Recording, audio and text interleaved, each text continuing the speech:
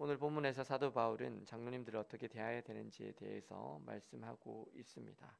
또한 디모데에게 자신의 몸 관리, 또 교회를 어떻게 치리하고 다스릴 건가에 대해서 말씀하고 있습니다. 잘 다스리는 장로들을 배나 존경하라고 이야기하면서 먼저 설교를 하고 말씀을 가르치는 사람들을 더욱 존경하라고 합니다. 그렇다면 이를 통해서 알 수 있는 것은 초대교회는 말씀을 한 사람만이 가르친 것이 아니라 장로님들 중에 가르치는 사람들이 여럿 있었다라는 것을 알 수 있습니다. 초대교회 때는 장로님들이 설교를 할 수 있었던 것으로 보입니다. 심지어 집사님들도 설교를 할 수 있었습니다. 스테반 집사님의 설교가 사도행전에 잘 나와 있지 않습니까? 초대교회는 사역자와 평신도가 지금처럼 완전히 구별되어 있지 않았습니다.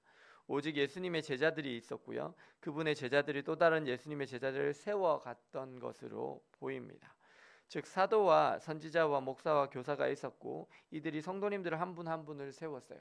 그래서 이분들이 장로가 되고 집사가 되어도 충분히 하나님의 말씀을 가르치는 사람들이었습니다. 그 중에 잘 다스리는 장로들이 있었고 또 이분들을 더욱 존경하고 또 특별히 말씀을 전하고 가르침에 수고하는 장로님들 또 집사님들이 있었고 이들을 더욱 존경하라고 말씀하고 있습니다. 오늘날에는 신학교를 졸업해야지만 목사의 자격이 되는데 신학교를 졸업했지만 목사의 자격이 안 되어 있는 사람들도 많이 보게 됩니다. 돈을 사랑해서 돈의 유혹에 빠지는 분도 있고 또 목사님이지만 권력과 영향력을 은근히 즐기고 그것을 은퇴하실 때가 됐는데 놓지 않으려고 갖가지 방법을 쓰고 있는 사람들도 보입니다. 또한 평생을 사역하고 왔고 물러나야 될 때인데 많은 돈과 정당한 대우를 받고도 물러나지 않으려는 원로 목사님들도 보입니다. 또한 자신의 야망을 성취하기 위해서 신학을 하고자 하는 사람들도 그렇게 위험해 보이는 사람들도 보입니다. 그런데 정말 평신도 분이신데 열정적으로 전도를 하시고 또 정말 보통의 목사님보다 더 성경을 많이 알고 성경을 스스로 요약하고 그리고 자신의 전문 분야인을 연구해서 정말 끊임없이 예수님을 증거하려고 애쓰시는 분도 보입니다. 그래서 저는 이렇게 기도하는 중에 이번에는 그래서 성경과 과학에 대해서 조금 이렇게 우리 아이들에 대해 얘기하는 것이 좋겠다라는 마음 감동이 와서 그래서 이제 문영재 교수님을 여름 수련회에 이렇게 모시기로 했어요. 왜냐하면 그분은 이렇게 믿으신 지 그렇게 오래되시지는 않으셨거든요. 한 그쵸 10여 년 조금 더 넘으신 것 같아요. 근데 제가 초창기에 믿을 때부터 뵀는데 평신도 분이신데 정말 열심히 이렇게 전도하시고 또 성경을 가르치시고 이런 분이거든요. 한국 교회 목사님들은 신실한 평신도들에게 설교권과 목회권을 금지시킬 만큼 정결할까요? 전 그렇지 못한 것도 같습니다. 전 신실한 평신도 사역자들에게 훨씬 더 많은 은혜를 받았습니다. 제가 전에 서울에서 사역하던 교회는 주일학교 사역이었지만 이게 교사분들이 돌아가면서 설교를 하셨어요.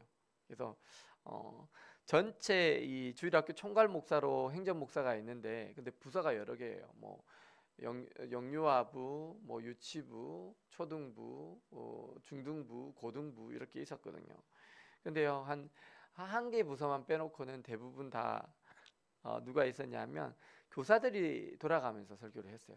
저는 그때 당시 행정 목사인데 한 번씩만 가서 설교를 할 수 있고 왜냐면 몸이 하나니까 그 다른 때는 다 교사들이 절기 때만 제가 가서 설교를 하고 다른 때는 교사분들이 돌아가면서 설교를 하셨거든요.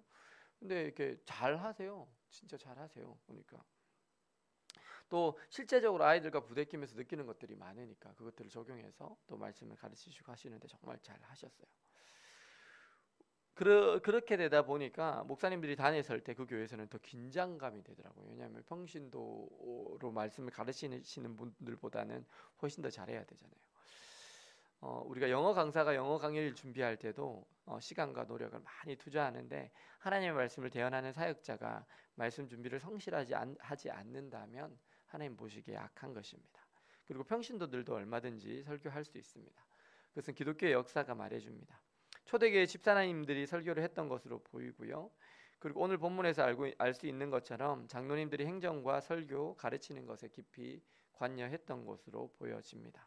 그리고 미국의 감리교회가 처음 시작될 때 신대륙의 감리교 자격으로 감독 자격으로 교회를 개척했던 모든 사람들이 평신도들이었어요. 놀랍죠? 신실한 평신도들이 신대륙으로 건너가서 하나님의 부흥을 맛보고 거대한 미국 감리교를 이끌어내었던 겁니다. 근데 왜 지금은 안 된다는 걸까요? 왜 성도님들을 관객으로 만듭니까? 고객을 만듭니까? 그는 고객이 아닙니다. 왕이 아닙니다. 우리의 왕은 전능하신 하나님과 예수 그리스도, 성령이신 삼위일체 하나님 한 분이십니다. 다른 왕은 우리에게 존재하지 않습니다. 교회는 평신도와 사역자가 따로 막 구별되어 있는 것이 아닙니다. 오직 예수 그리스도의 제자들만 있어야 하는 것이죠. 물론 우리가 사역자로 세우기 위해서는 신학을 하고 정규 교육 과정을 배우는 것이 좋지만 평신도의 사역을 또한 제한해서도 안 됩니다. 우리가 하나님을 사랑하는 그 열정에 이끌려서 말씀과 복음을 전하는 것을 위해서 평생을 자신을 드리기로 하고 하나님과 교회 앞에서 약속하고 자신이 모은 돈을 버는 것을 포기한 사람들이 이렇게 교회에서 사역을 하게 되고 사례를 하게 됩니다. 그리고 교회는 이런 일꾼들에게 사례를 지급하게 된 것입니다. 오늘의 교회는 형식만을 되게 중시하고 그것들을 따지고 있습니다. 그리고 모든 사역자들이 사역자들만 사역하는 구조로 잘못되어 있습니다. 그래서 우리가 일반 평신도들은 구경꾼 혹은 관객 혹은 소비자가 되어 있는 것입니다. 그것이 우리가 대형교회에서 잘 일어날 수 있는 그런 상황들입니다. 예수님은 내 고객을 만들어라, 마케팅에 힘쓰라 이런 얘기를 하시지 않으셨어요. 예수님은 제자를 삼아 아버지와 아들과 성령의 이름으로 세례를 주고 내가 분부한 모든 것을 가르쳐 지키게 하라고 하셨습니다. 이 본질로 돌아가면 됩니다. 그래서 장로님 중에서도 말씀을 전하시는 분들, 가르치는 분들의 경우에는 이렇게 사례를 받을 수 있습니다. 우리나라의 유급 간사가 얼마든지 가능한 제도입니다. 하나님을 위해서 충성하는 일꾼들이 그에 합당한 사례를 받는 것은 당연한 것입니다. 우리나라의 초기 기독교 때에 급사라는 게 있었어요. 급사. 그래서 전도사가 되기 전에 평신도 사역자를 의미하는 과도기적 단어였어요. 그리고 그분들을 통해서 수많은 역사가 일어났습니다. 김선주 장로님도 나중에 목사님이 되셨지만 평양 대부흥 때까지 그분의 존칭은요 장로였어요. 장로. 그리고 이렇게 충성된 장로님들에 대한 고발은 두세 증인이 없으면 받지 않도록 했습니다. 왜냐하면 교회 안에 시기와 질투가 있어서 또는 음모나 이단의 공작으로 인해서 장로님들을 공격하는 경우들이 있기 때문입니다. 전에 어떤 교회에 신천지가 들어왔습니다. 몰래 여러 명이 들어왔어요. 근데 그 중에 한 사람이 정말 열심히 신학생활을 하면서 성도님들 마음을 다 훔쳤어요. 그리고는 서로 모의 작당 계획을 하고는 장로님 한 분을 계속 공격하는 거예요. 그래서 그 장로님이 성도님들은 몰랐죠. 무슨 잘못을 저질렀나 보다. 그래서 목사님도 뭐 장로님 실수하셨나 보다. 그렇게 했어요. 그러고 나서는 이렇게 장로님들을 잘 안 막아주니까 장로님 결국 그 교회를 떠나셨어요. 그러고 나서 어떻게 되었는지 아십니까? 담임 목사님을 대놓고 공격하는 거예요. 이제는. 왜냐하면 담임 목사님을 막아줄 사람이 없거든요. 그게 산 옮기기 전략이었어요. 먼저 성도님들의 마음을 얻은 다음에 담임 목사님 최측근 장로님을 흠집내기 시작해서 그분을 결국 쫓아내고 사람들은 무슨 영문인지 모르고 그 장로님이 딱 쫓겨나니까 이제 담임 목사님을 이렇게 막아줄 사람이 없거든요. 그러니까 목사님을 계속 흠집을 내더니 나는 이런 교회 못 다니겠다 하면서는 성도님들을 우르르 데리고 다 나가버렸어요. 그래서 그 교회가요 진짜 아주 박살이 났어요. 우리가 피택할 때 아주 신중히 합니다. 집사, 권사, 장로님을 피택할 때 아주 어렵게 하죠. 근데 장로님은요 2번 피택이 되신 분이에요. 안수 집사님 때 한 번, 그리고 장로님 되실 때 또 한 번, 2번 피택이 되시는 거죠. 우리 장로교단에서는요 여자 장로님도 인정해요. 그러니까 권사님 중에 장로님이 될 수 있어요. 여자 장로님이. 그래서 권사님이 다시 한번 피택이 되시면 여자 장로님이 되실 수도 있어요. 근데 그렇게 어렵게 장로님이 되시는 거잖아요. 그래서 그렇게 한번 교회 리더가 되면 그 권위는 마땅히 존중되어야 합니다. 그리고 장로님들을 존경해야 합니다. 왜냐하면 교회에 신뢰가 쌓여서 2번씩이나 피택이 된 것이기 때문입니다. 사랑하는 여러분, 오늘 장로님과 중직자들에 대한 존경과 예우를 잘 하시고 또 앞으로 교회 안에서 말씀과 가르침에 수고하는 중직자들이 우리가 되셔서 또 주님의 몸된 교회를 힘써 잘 세워가시는 저와 여러분들 되시기를 예수님의 이름으로 축원합니다. 기도하시겠습니다.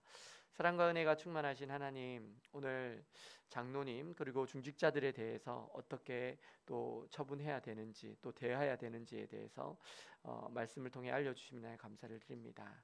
하나님, 저희들이 교회가 피택한 분들을 존경하게 하시고 그들을 신뢰하게 하시고 하나님 아버지 그들을 충성되게 여겨서 정말 온 교회가 그분들을 존경하고 잘 모시고 또 그분들을 정말 따라감으로 하나님 온 교회가 정말 질서 있게 또 하나님 충성되게 주님 앞에 잘 나아갈 수 있는 교회가 되게 하여 주옵소서.